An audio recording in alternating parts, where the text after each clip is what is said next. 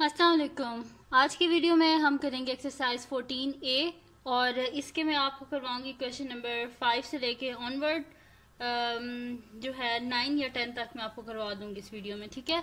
और इससे जो पिछले वीडियोस में फर्स्ट 4 क्वेश्चंस करवा चुकी हूँ उसका लिंक मैं डिस्क्रिप्शन में दे दूंगी, आप वहां से देख लीजिएगा और इस वीडियो के एंड में भी दे दूंगी, वहां से बेशक देख लीजिएगा।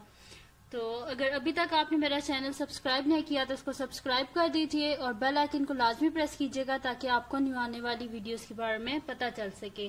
तो क्वेश्चन नंबर 5 है जी हमारे पास, state whether each of the following collection is well defined set, give a reason for each answer. इसमें हमने ये बताना है कि जो हमारे पास गिवन है ये सारी जो कलेक्शंस हैं, ठीक है, ये क्या वेल डिफाइंड है सेट।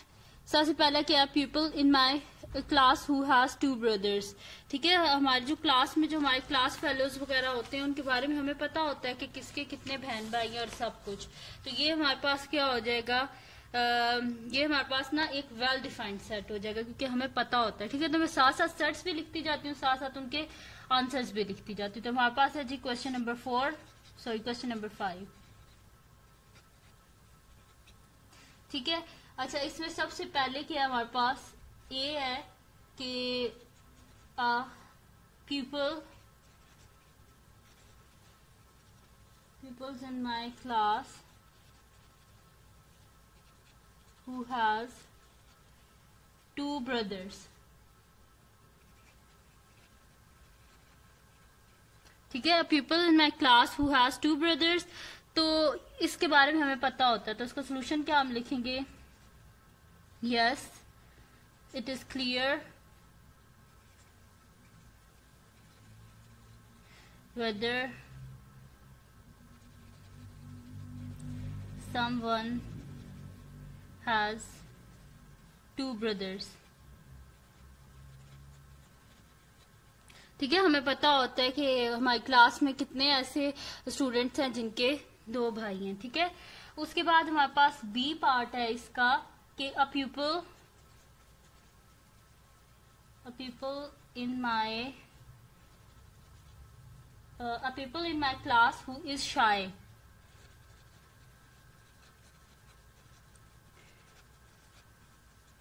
अच्छा देखिए, अब इसमें यह है कि हमने बताना है कि हमारी क्लास में कौन सा मतलब कि ऐसा बच्चा है कि जो कि शाय है, यानी कि जो शर्माता ज्यादा है, ठीक है। तो ये अब हर किसी की अलग सोच हो सकती है, ठीक है। कुछ जो होते हैं कुछ लोग समझते हैं कि ये जो है ये ज्यादा शर्माता है, लेकिन कुछ समझते हैं ये चालाक है या इस तरह है। तो इसके बारे में हम कंफर्म नहीं कह सकते कि सबकी एक ही थिंकिंग हो सकती है कि मतलब कि ये बच्चा शाय है, ठीक है। हर किसी की डिफरेंट हो सकती है।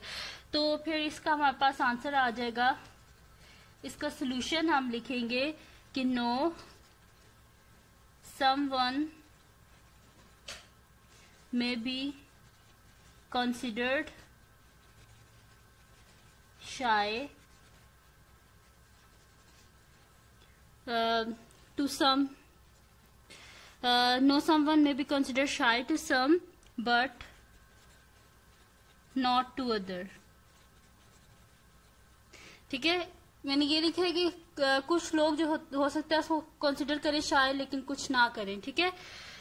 फिर इसमें सी पार्ट है हमारे पास कि a TV actor who is well liked by my classmates,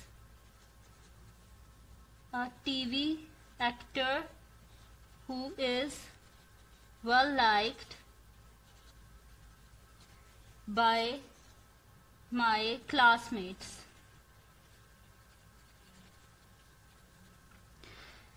तो इसके बारे में भी हम एग्जैक्ट नहीं बोल सकते कि कौन सा एक्टर है, हर किसी की डिफरेंट चॉइस होती है, ठीक है। हर किसी की डिफरेंट पसंद होती है, तो इसके सोल्यूशन में भी हम नो ही लिखेंगे।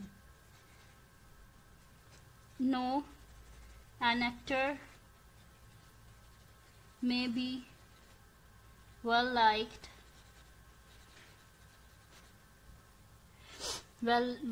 by some but not others, ठीक है। हो सकता है कुछ को पसंद हो लेकिन कुछ को बिल्कुल भी ना वो पसंद हो, ठीक है। तो ये इसका हो गया जी सी पार्ट। अब हम करते हैं इसका डी पार्ट, जो कि हमारे पास है कि a dish well liked by my family members.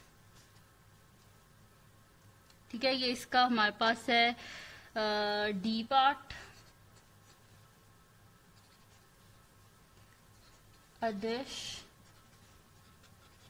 well liked by my family members. सही है. तो इसमें हमने ये बताना है कि कौन सी ऐसी डिश, मतलब कि हमें कौन सी ऐसी डिश है जो सब फैमिली मेंबर जो है ना उन सबको पसंद है. तो ये जरूरी नहीं है कि हमें अपनी पूरी फैमिली के बारे में पता हो कि किसको कौन सी चीज पसंद है. तो किसी की कोई डिफरेंट भी हो सकती है पसंद. तो इसके सोल्यूशन में हम नो ही लिखेंगे. No a dish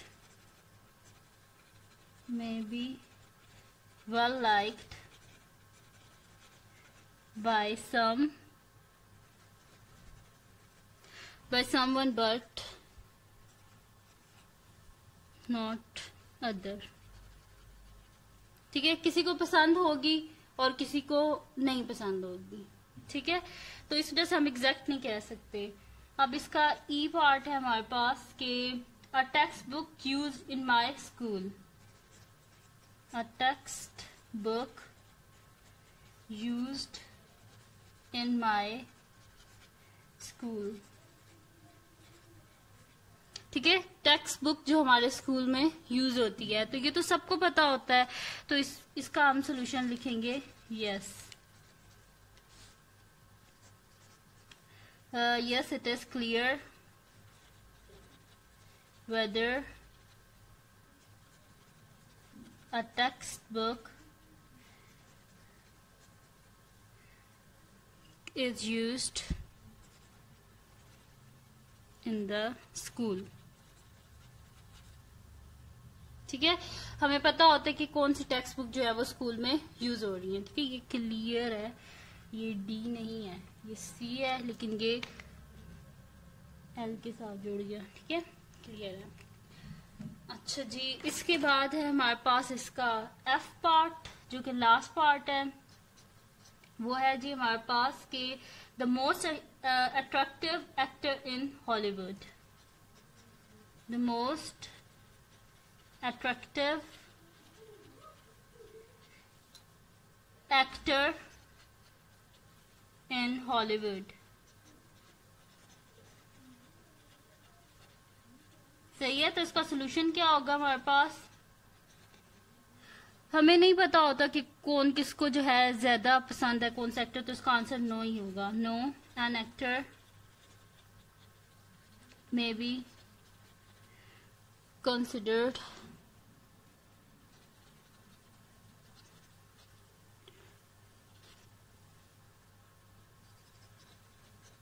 most attractive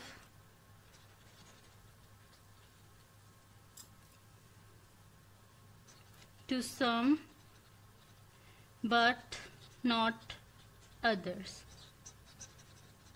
ठीक है, तो ये था जी इसका फर्स्ट क्वेश्चन, जिसमें आपने बताना था कि जो हमारे पास गिवन जो सेट्स हैं ये हमारे पास वेल डिफाइंड हैं कि नहीं है. ठीक है, तो ये हमने बताना था, वो हमने कर लिया. अब इसका हम फिफ्थ क्वेश्चन कर लिया. अब हम करेंगे इसका सिक्स क्वेश्चन. तो अब करते हैं इसका नेक्स्ट जी सिक्स पार्ट. तो वो है हमारे पास के स्टेट, ये है हमारे पास के state whether each of the following set is an empty set. ठीक है, तो हमने बताना है कौन सा इसमें से एम्प्टी सेट है.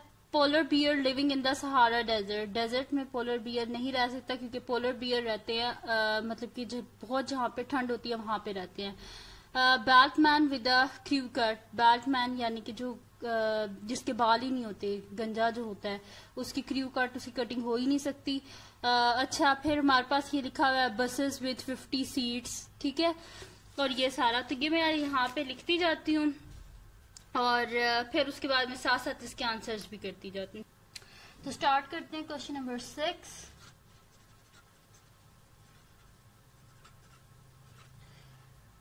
ये है जी हमारे पास के स्टेट वेदर, अभी जो बता चुके हैं कि कौन सा इसमें एम्प्टी सेट है और कौन सा एम्प्टी सेट नहीं है। अगर एम्प्टी सेट है तो यस लिखना है, अगर एम्प्टी सेट नहीं है तो नो लिखना है, ठीक है। तो ए है हमारे पास पार्ट के polar bear living in the Sahara desert. मैं अब इतना लंबा लिखने की बजाय ये कर देती हूँ कि सिंपल मैं आपको ना इसका सोल्यूशन बता देती हूँ, ठीक है। तो polar bear living in the Sahara desert, polar bear जो होते हैं वो डेजर्ट में नहीं रह सकते क्योंकि वो ठंड में रहते हैं। तो इसका सोल्यूशन क्या आ जाएगा हमारे पास, ए का सोल्यूशन है यस कि ये एम्प्टी सेट है क्योंकि पोलर बियर डेजर्ट में नहीं रह सकते। बी के हमारे पास बैल्टमैन विद द क्रू कट, बैल्टमैन यानी कि जिसके बाल ही नहीं होते, ठीक है, गंजा जो होता है, ठीक है, उसकी तो क्रू कटिंग उसकी हो ही नहीं सकती, यानी कि जिसके बाल ही नहीं है उसकी कटिंग कैसे हो सकती है। तो इसका सोल्यूशन क्या आ जाएगा, यस कि ये एम्प्टी सेट है, ठीक है। सी पार्ट के हमारे पास बसेस विद 50 सीट्स, काफी सारी बसेस होती हैं जिनकी 50 सीट्स होती हैं, ठीक है। तो इसके सोल्यूशन में हम क्या लिख देते हैं कि नो ये एम्प्टी सेट नहीं है क्योंकि काफी सारी की होती हैं, ठीक है, 50 सीट्स। डी के हमारे पास के boys who wear skirt to school, ठीक है, तो ये हमारे पास क्या होगा, एम्प्टी सेट होगा, ठीक है, बॉयज स्कर्ट्स नहीं पहनते। तो सोल्यूशन लिख लेते हैं हम, यानी कि इसका क्या सोल्यूशन है हमारे पास, यस है, एम्प्टी सेट है ये। फिर ई के हमारे पास के orators who can not talk well, जो पब्लिक स्पीकर होते हैं कि वो सही से बात नहीं कर सकते, ठीक है। तो ये क्या हो जाएगा हमारे पास, एम्प्टी सेट, क्योंकि वो तो दूसरों को बोलना सिखाते हैं तो जाहिर सी बात है वो सही से बात कर सकते हैं। इस वजह से इसका आंसर क्या है, यस, यानी कि ये एक एम्प्टी सेट है। फिर उसके बाद एफ है हमारे पास के odd number that are divisible by 4, odd number जो कि 4 से डिविजिबल हों। तो ऑड नंबर तो 4 की टेबल में आते ही नहीं है, तो वो कैसे उससे डिविजिबल होंगे, तो उसका आंसर क्या है, यस, यानी कि ये एक एम्प्टी सेट है। फिर उसके बाद नेक्स्ट हमारे पास जी पार्ट है कि multiple of 3 that are divisible by 9, यानी कि 3 के मल्टीपल जो कि 9 की टेबल में आती है। तो ऐसे काफी सारे हैं, जैसे कि 3 9s are 27 and 9 3s are 27, ठीक है।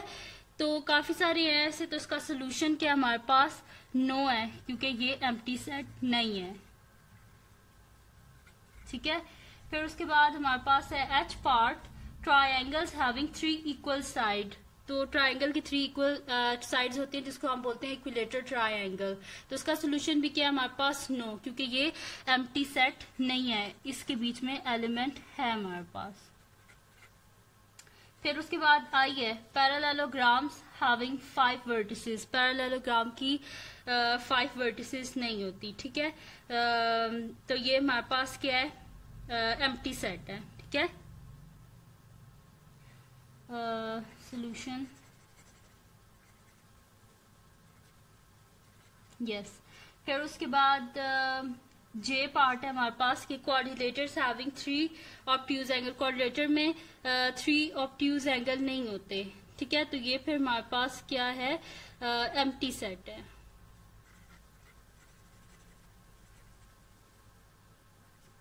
Yes, it is empty set, ठीक है। तो ये हो गया हमारे पास इसका 6 क्वेश्चन। अब हम करते हैं जी 7 क्वेश्चन। 7 के हमारे पास के list all the elements in of the following set in set notation. अच्छा, ये मैं इधर शायद आपको विजिबल नहीं हो रहा होगा, मैं ये पेज पे ही लिख देती हूँ और ताकि आपको सही से नजर आए। तो इसमें करना क्या है हमने कि जो एलिमेंट्स हैं ना सारे जो सेट्स के हैं, इनको following sets in set notation में लिखना है और बताना है कि क्या ये एम्प्टी सेट है या नहीं है, ठीक है। तो हमारे पास क्वेश्चन नंबर 7 है। आप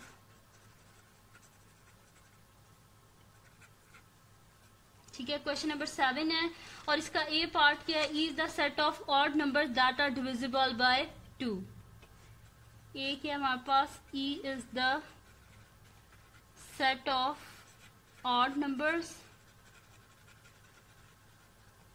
that are divisible bye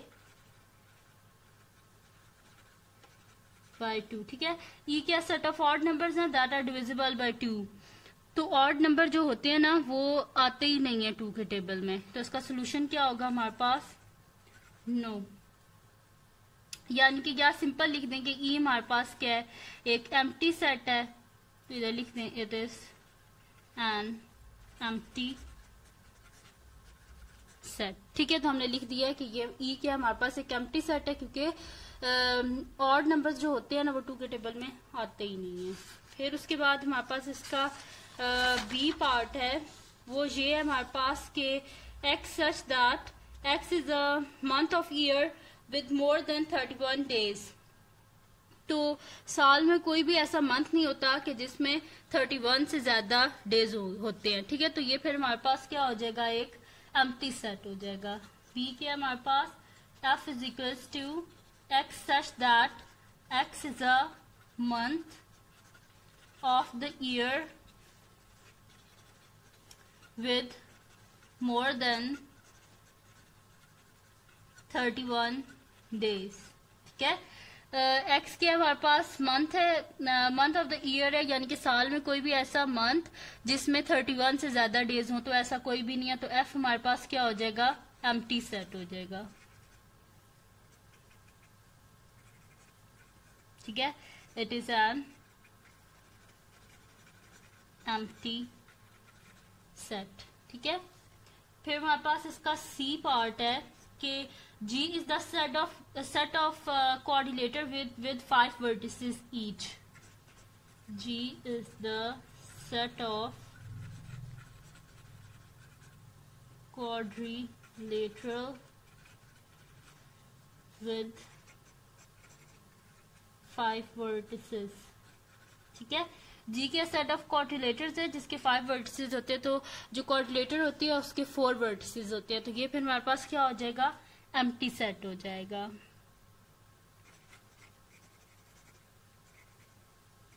G is equals to empty, हम लिख देंगे it is an empty set. ठीक है, उसके बाद हमारे पास डी पार्ट है कि H is equals to x such that x is an even prime number. ठीक है, x के हमारे पास एक इवन प्राइम नंबर है, तो इवन प्राइम नंबर हमारे पास होता है, प्राइम नंबर कहाँ से स्टार्ट होते हैं, 2 से। 2 जो प्राइम नंबर वो होते हैं जो अपने टेबल में आते हो, जैसे कि 2, 3, 5, 7। ठीक है, तो जो फर्स्ट हमारे पास प्राइम नंबर है वो क्या है, इवन है। ठीक है, तो ये हमारे पास क्या इसका आंसर आ जाएगा, सोल्यूशन H में क्या हो जाएगा कि एम्प्टी सेट नहीं होगा, क्योंकि H में 2 आता है। ठीक है, तो हम लिखेंगे it is not an empty set as it contain one element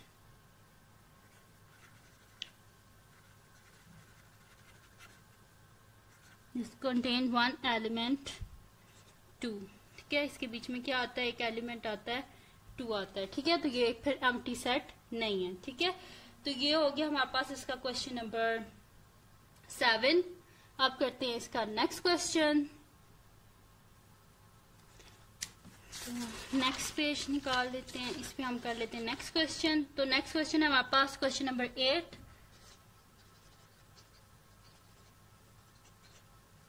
question number 8 है हमारे पास कि D is the set of days in a week. ठीक है, अब set of days in a week है। सबसे पहला इसका ए पार्ट है हमारे पास कि list all the elements of D in the set notation, और बी क्या है, यूजिंग द नोटेशन बिलोंग्स और does not belong, describe whether each of the following is an element और is not an element of D.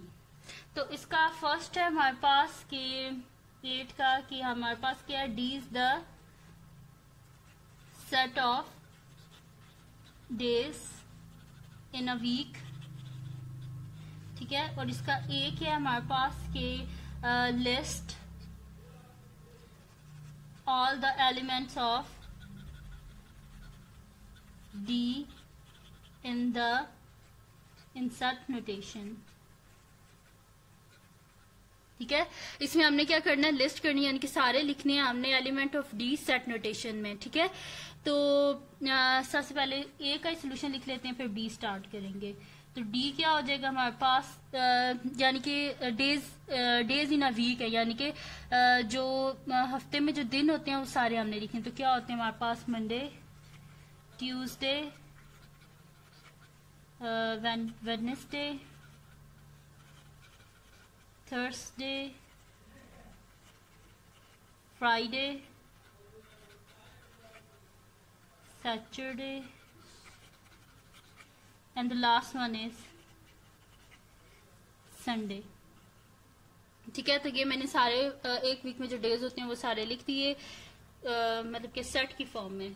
अब 20 का part है, using notation belong and does not belong, describe the following. जो हमारे पास given है sets कि क्या जो फॉलोइंग जो एलिमेंट है क्या कि बिलोंग कर रहे हैं सेट डी से या नहीं कर रहे। तो इसमें फर्स्ट हमारे पास जो बी है, इसमें जो फर्स्ट है हमारे पास वो क्या है, ट्यूसडे। सेकंड है जी हमारे पास संडे। थर्ड है हमारे पास March, and fourth one is holiday. तो ट्यूसडे जो होता है ये देखेंगे, ट्यूसडे है तो ये क्या कर रहा है, बिलोंग कर रहा है, Tuesday belong to D. Sunday जो है ये क्या है, आ रहा है ना इसमें, तो बिलोंग टू डी। ठीक है, मार्च, इसमें देखें किसी भी जगह मार्च है नहीं है ना, तो March does not belong to D. Holiday इसमें पूरा देखने किसी जगह भी नहीं, क्योंकि ये तो वीक में जो डेज है उनके नाम है, तो does not belong to D. ठीक है, ऐसे ई लिख के ऊपर लाइन लगा देते हैं, इसका मतलब होता है डज नॉट बिलोंग। उसके बाद हमारे पास इसका क्वेश्चन नंबर 9 है। क्वेश्चन नंबर 9 है हमारे पास कि P is the set of all perfect square bigger than 1 and less than 50।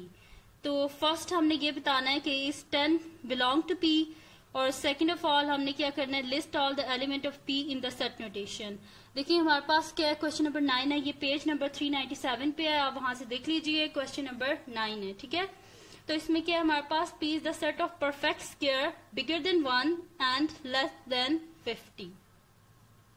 तो बिगर यानी कि जो परफेक्ट स्क्वायर हमने लिखने हैं कि जो 1 से बड़े हैं। ठीक है, यानी कि जैसे कि 2 का स्क्वायर हमारे पास क्या हो जाता है 4, देन इस तरह सारे परफेक्ट स्क्वायर जो होते हैं ना, उसमें से हमने देखना है कि क्या जो है 10 जो है, सबसे पहले तो हमने ये बताना है कि क्या 10 बिलोंग करता है परफेक्ट स्क्वायर का जो सेट है उससे। तो ये तो हमें सिंपली पता है कि 10 जो है किसी का भी परफेक्ट स्क्वायर नहीं है। ठीक है, 9 जो होता है वो 3 का परफेक्ट स्क्वायर होता है, और 9 के बाद 16 जो होता है वो 4 का परफेक्ट स्क्वायर होता है। ठीक है, और उसके बीच में कोई भी परफेक्ट स्क्वायर नहीं होता। इसका मतलब है कि 10 हमारे पास परफेक्ट स्क्वायर नहीं है। ठीक है, तो इसका जो फर्स्ट पार्ट है हमारे पास इज 10 बिलोंग टू P, यानी कि 10 जो है वो परफेक्ट स्क्वायर है। तो इसका सोल्यूशन हम लिख देंगे no, 10 is not a perfect square। अच्छा, इसका सेकंड पार्ट है हमारे पास कि list all the element of P in set notation. Set notation में हमने एलिमेंट ऑफ P को लिखना है, और एलिमेंट ऑफ P के हमारे पास परफेक्ट स्क्वायर है लेस देन 50। तो 2 का स्क्वायर क्या होता है 4, 3 का स्क्वायर 9, 4 का स्क्वायर 16, देन 5 का स्क्वायर 25, 6 का स्क्वायर 36, 7 का स्क्वायर 49, और उसके बाद 8 आता है। 8 का स्क्वायर क्या होता है 64, लेकिन 64 50 से बड़ा है, इस वजह से वो यहाँ पे नहीं आएगा। इसके खाली हमारे पास आ जाएंगे जी 4, 9, 16, 25, 36 एंड 49। ठीक है जी, तो ये थी जी आज की वीडियो जिसमें मैंने आपको करवाया है क्वेश्चन नंबर 5 से लेके क्वेश्चन नंबर 9 तक। बड़े ये इजी से क्वेश्चन है, बस आपने समझना है इसको, सेट्स को, और सेट्स बिल्कुल मुश्किल नहीं है। और इंशाल्लाह नेक्स्ट वीडियो में कल जो वीडियो होगी उसमें मैं इससे अगले क्वेश्चंस आपको करवा दूंगी। तो अगर ये वीडियो आपको पसंद आई हो तो इसको लाइक कीजिएगा, मेरे चैनल को सब्सक्राइब कीजिएगा, और बेल आइकन को लाजमी प्रेस कीजिएगा ताकि आपको न्यू आने वाली वीडियोस के बारे में पता चल सके। और दुआओं में याद रखिएगा। अल्लाह हाफिज।